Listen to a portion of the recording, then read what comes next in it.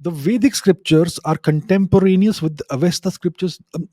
We don't know that. Okay, so there's lots of misconceptions. I don't blame anybody for having misconceptions because these things aren't taught.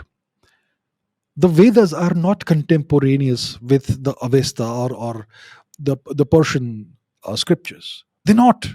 Absolutely not. Absolutely not. The Persian language is an Apabhransha language. If you look at the Bhagasthana inscription, Behistun inscription, and you read it, it's in the cuneiform script. If you read it, it sounds like slightly mangled Sanskrit. It's not pure Sanskrit. It is corrupted Sanskrit. Do you want me to do that? Let me do it. Okay, let's go to Google. I'll read it for you. How about that? Okay.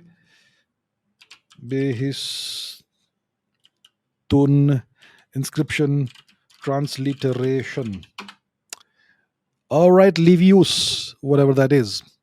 Let us read the first. Okay, this is the first part of the Behistun Bhagasthana inscription.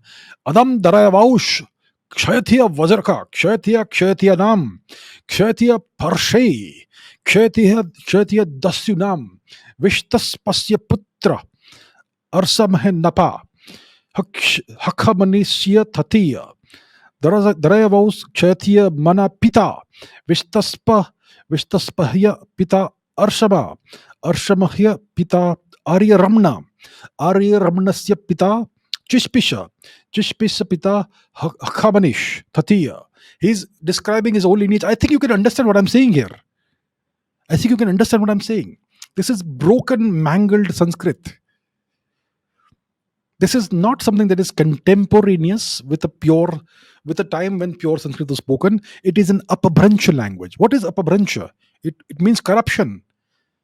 What are Hindi, Bengali, Kashmiri, Marathi, Gujarati, Rajasthani, Punjabi, Haryanvi? These are Apabhransha languages. These are corrupted languages that have descended from Sanskrit. They no longer have the purity of Sanskrit. We say machi, we don't say matsya. We say hath, we don't say hasta. We say ankh, we don't say chakshu. The purity is gone. The languages have degraded. Similarly, if you read that, it is slightly degraded Sanskrit, which means it is a descendant language of Sanskrit. It cannot in any way be contemporaneous with the Rig Veda. Impossible. The Persians were descendants of ancient Indians. They were called the Parshva people. The Parshva were one of the clans that were on the losing side in the battle of the 10 kings. They went westwards and they settled down in what the land that is now bearing their name, Persia. So the Veda scriptures are not contemporaneous with the Avesta scriptures. Absolutely not. The Veda scriptures came long before the Avesta. Okay, first of all, let's establish that. And there are also persons who are mentioned in both the Veda scriptures and Avesta scriptures. Yeah, of course. So if you are a descendant of an old lineage, you will have the memory. You will mention those lineages and all. I mean, look what Daraya was saying. He's saying that my daddy was what's he saying? My daddy was Vishtaspa. My Vishtaspa's father was Arsamya. His father was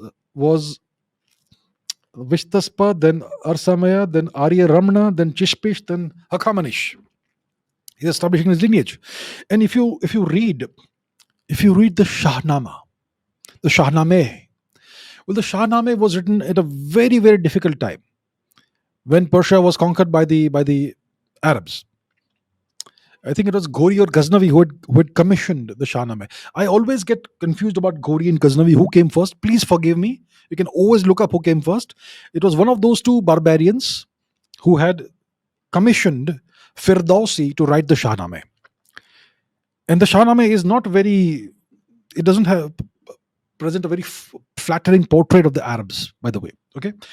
Now, if you look at the Shahnameh, I will not open the Shahnameh and read it out for you. But if you look at the origin of the Persian people in the Shahnameh, it essentially is the same origin story that you have in the Rig Veda. So obviously you will have, if you are the same part of the same lineage and same traditions deep back in time, you will remember the past, and your scriptures will reference the same people who are referenced in the older scriptures. So no surprise there. But let us not for one moment believe that the Persian Avestan scriptures were contemporaneous with the Vedas. Absolutely not. What are we talking about? The Avestan scriptures are Zoroastrian scriptures.